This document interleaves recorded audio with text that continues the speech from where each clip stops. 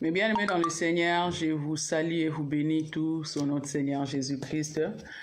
J'ai béni le Seigneur pour cette opportunité qui nous donne encore de pouvoir partager sa parole dans le livre de Marc. Marc chapitre 5, versets 25 à 30. J'ai lu au nom de Seigneur Jésus-Christ. Or, il y avait une femme atteinte d'une perte de sang depuis 12 ans. Elle avait beaucoup souffert entre les mains de plusieurs médecins. Elle avait dépensé tout ce qu'elle possédait et elle n'avait éprouvé aucun soulagement, mais était allée plutôt en empirant.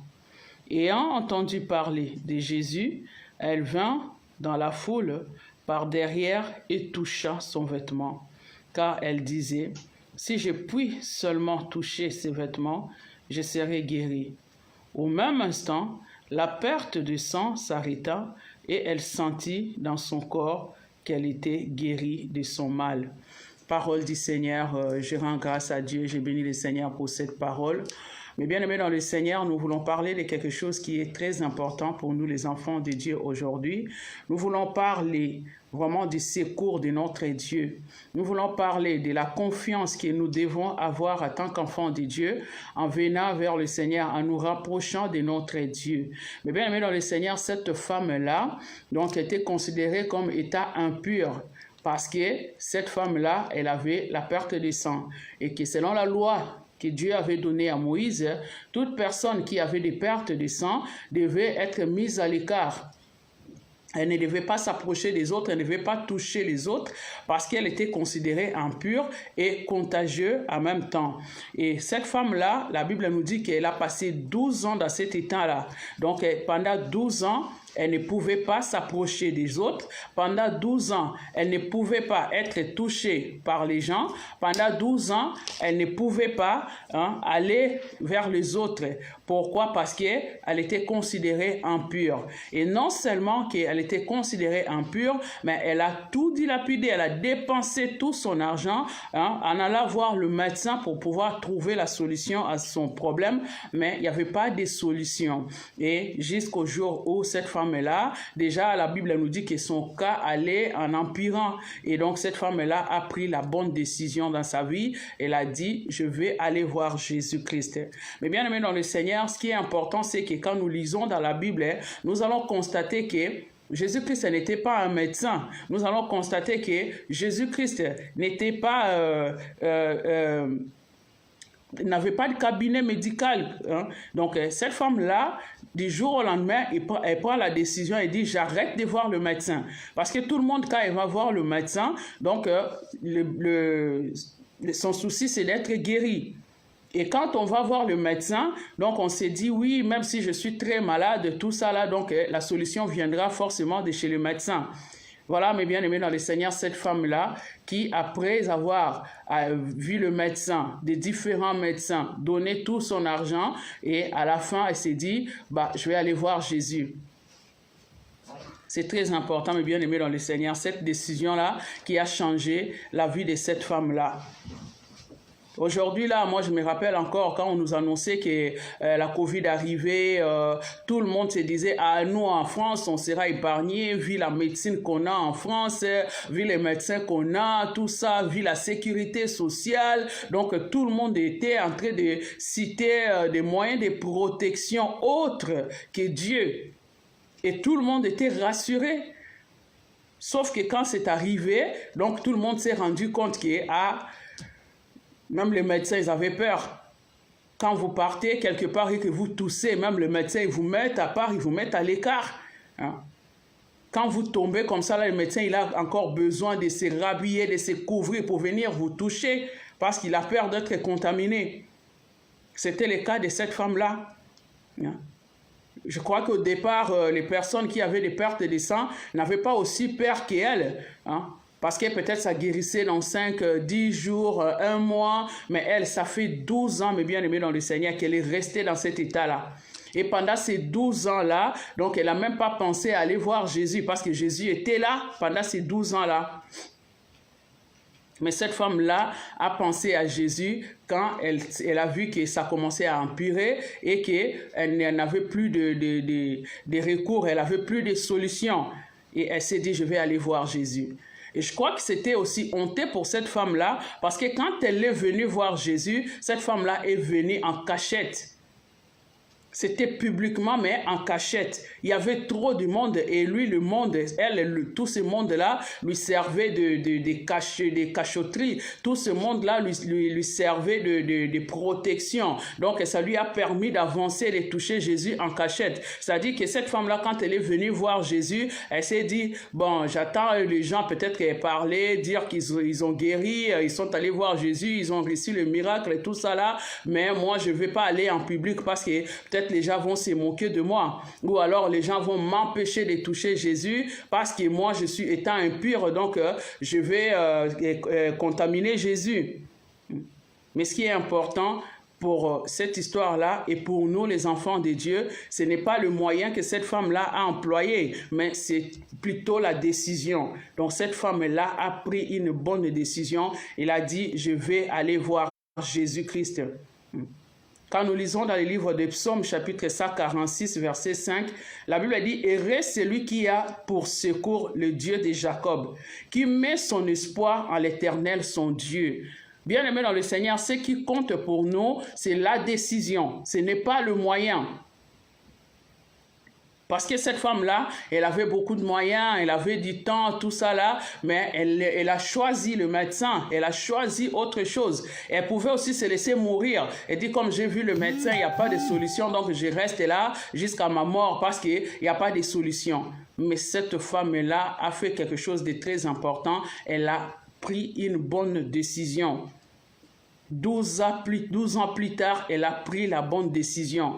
Elle a dit, je vais aller voir Jésus. Et je vais aller le voir en cachette, mes bien-aimés dans le Seigneur. Imaginez la foule qu'il y avait là, mais cette femme-là a pris le risque de se plier sous la foule, de s'accroupir sous la foule. Donc on pouvait l'écraser, mais elle a pris le risque. Et cette femme-là, en touchant les vêtements de Jésus-Christ, la Bible dit, elle a été guérie. Au même instant, la perte de sang s'arrêta et elle sentit dans son corps qu'elle était guérie.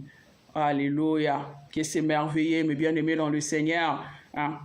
Après 12 ans dans la souffrance, après 12 ans d'être mise à l'écart, après 12 ans d'abstinence, après 12 ans d'isolement, cette femme-là, en un instant, elle a pris la bonne décision et elle a touché juste le vêtement de Jésus et cette femme-là s'est sentie guérie. C'est ça, mes bien-aimés dans le Seigneur. On nous dit heureux, heureux celui qui a pour secours les dieux de Jacob, donc les dieux d'Israël, notre Dieu. Heureux celui qui a pour secours les dieux de Jacob et qui met son espoir à l'Éternel, son Dieu. Bien-aimés dans le Seigneur, quand nous lisons dans le psaume, nous allons voir que David, c'était un guerrier, c'était un grand roi, et il était guerrier. Mais à chaque fois, David savait demander le secours de Dieu, parce qu'il savait que le secours de Dieu était plus important que la sécurité que lui apportaient ses armes, ses militaires, son armée, tout ça. Parce que le secours de Dieu passe toujours au-dessus de tout. Et le secours de Dieu ne coûte pas cher, ne coûte rien, mais bien aimé dans le Seigneur. Les secours de Dieu coûtent juste une décision. Les secours de Dieu coûtent juste un engagement. Les secours de Dieu coûtent juste un déplacement.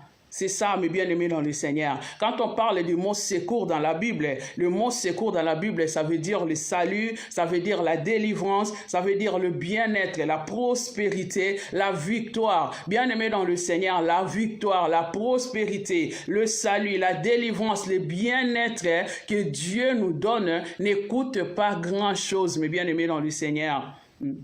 Aujourd'hui, la force est de constater que même les personnes qui sont très riches sont dépourvues de moyens ou dépourvues de solutions face au Covid.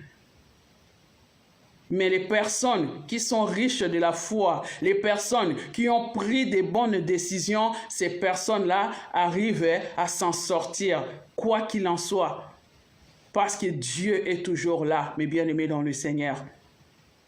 Ce soir, nous voulons apprendre à mettre stop à tout ce qui nous donnait le confort dans ce monde et à se retourner. Nous devons nous retourner vers le Seigneur.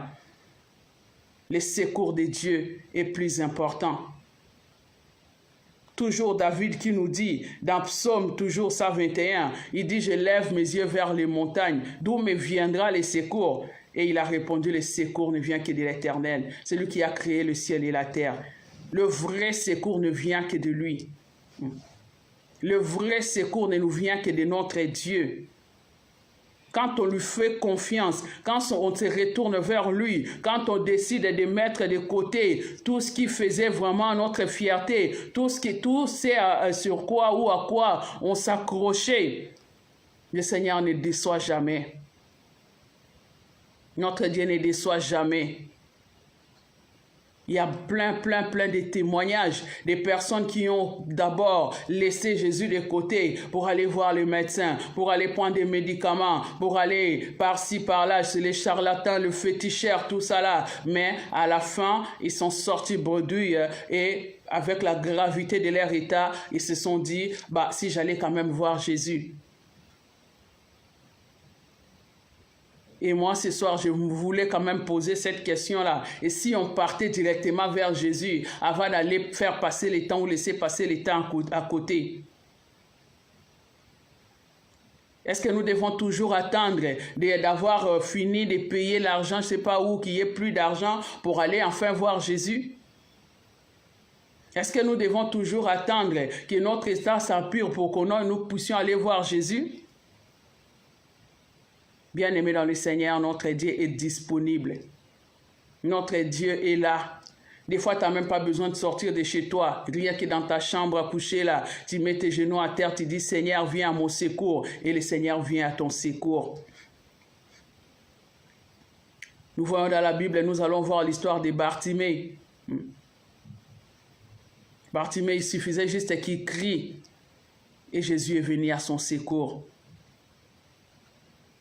Apprenons à faire confiance à ces dieux-là. Apprenons à compter sur ces dieux-là. C'est très important, mes bien-aimés dans le Seigneur. Apprenons à compter sur notre Dieu. La parole de Dieu nous dit dans Lamentation, l'Éternel a de la bonté pour qui espère en lui. C'est ça, mes bien-aimés dans le Seigneur. La Bible dit, il est bon d'attendre en silence les secours de l'Éternel. Les secours de l'Éternel finissent toujours par nous localiser.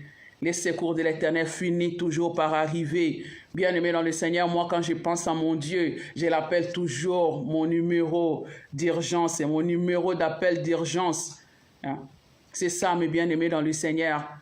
Quand tu l'appelles, tu n'as même pas besoin de crédit sur ton téléphone. Tu n'as même pas besoin de dépenser de l'argent pour pouvoir l'appeler. Tu n'as même pas besoin de réseau pour pouvoir l'appeler. Ouvre seulement ta bouche. Des fois, tu n'as même pas besoin d'ouvrir ta bouche. Par tes pensées seulement, quand tu appelles au secours, et le Seigneur est là, mes bien-aimés dans le Seigneur, et il t'apporte les secours nécessaires. Il t'apporte des saluts gratuitement. Il t'apporte des saluts moins chers, mes bien-aimés dans le Seigneur. Juste, il suffit de prendre une bonne décision. Cette femme-là, donc elle a pris là 12 ans plus tard. Peut-être que dans sa tête, elle se disait, bon, comme j'ai plus le choix, je fais quoi? Je vais seulement aller voir Jésus. Mais elle ne savait pas que c'était la bonne décision de sa vie, la décision qui changera sa vie, la décision qui donnera encore vraiment un sens à sa vie. 12 ans plus tard, elle s'est sentie renaître. 12 ans plus tard, elle s'est sentie revivre. 12 ans plus tard, elle s'est sentie libérée. 12 ans plus tard, cette femme-là, elle pouvait approcher les gens. 12 ans plus tard, cette femme-là, elle pouvait vraiment parler aux gens.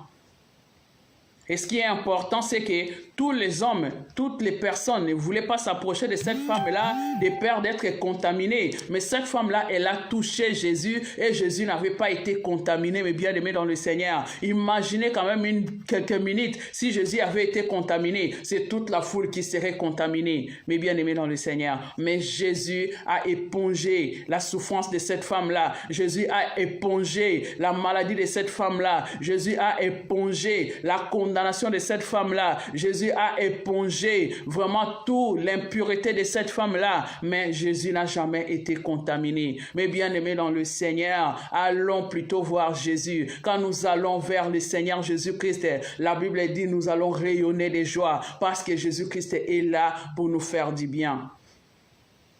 Et Jésus n'était pas venu que pour cette femme-là. Aujourd'hui, Jésus est là pour nous. Il est là pour vous, il est là pour moi. Si nous décidons juste d'aller vers lui, si nous décidons juste de lui faire confiance, si nous décidons juste de l'appeler vers nous, il va se manifester encore, mes bien-aimés dans le Seigneur. Les médecins nous fuient quand ils toussent, hein. Des fois, quand tu pars au laboratoire, il suffit juste de dire, je suis venu faire les tests de Covid, qu'on va te chasser comme un chien. On va te dire, mets-toi de côté, tout ça, là, on commence à prendre des précautions. Même la personne avec qui tu parlais correctement, tu parlais mieux. Mais dès qu'elle t'attend juste tousser ou éternuer, mais elle va te regarder d'une façon bizarrement. C'est ça, mes bien-aimés dans le Seigneur. Mais Jésus ne chasse personne. Jésus est là. Il dit, venez à moi, vous tous qui êtes fatigués et chargés, et moi je vous donnerai du repos. Il suffit juste de prendre une décision, mes bien-aimés dans le Seigneur. Je ne sais pas qu'est-ce que tu es en train de vivre en ce moment. Je ne sais pas ce que tu es en train de traverser en ce moment, mais je sais que Jésus-Christ est là. Je sais que si tu apprends à lui faire confiance, il ne va pas te décevoir. Je sais que si tu l'appelles, même silencieusement, il va se manifester, mes bien-aimés dans le Seigneur. Il est le Dieu Tout-Puissant. Aucune situation ne le dépasse. Aucune situation n'est plus forte que lui. La Bible dit, le secours de l'homme n'est que vanité. Alléluia. Le secours de l'homme n'est que vanité. Cherchons plutôt le secours de l'Éternel. Les secours qui ne coûtent pas cher, mes bien-aimés dans le Seigneur. Les secours qui ne coûtent que quelques minutes ou quelques secondes et une petite foi comme la graine de sénévé. Et tu verras que le secours de l'Éternel arrivera jusqu'à toi. Et tu seras béni, tu seras guéri, hein, tu seras délivré. Tu auras le salut, tu seras affranchi, mes bien-aimés dans le Seigneur. Jésus est là ce soir, pour vous et pour moi. Jésus-Christ est là ce soir. Il est disponible, mes bien-aimés dans le Seigneur. Disposons-nous à le chercher. Sincèrement, ouvrons la porte de nos cœurs. Mes bien-aimés dans le Seigneur, je voulais juste partager cette pensée-là avec vous ce soir pour essayer d'encourager tout le monde, pour essayer de dire à tout le monde que ce n'est pas fini. Pour essayer de dire à tout le monde que ce n'est pas la finalité. Hein? Peu importe ce qu'on t'annonce aujourd'hui. Hein? Peu importe ce que le monde dit de toi aujourd'hui. Il y a des personnes qui vont se suicider juste parce qu'il a été viré de son emploi. Mais bien aimé dans le Seigneur, c'est malheureux.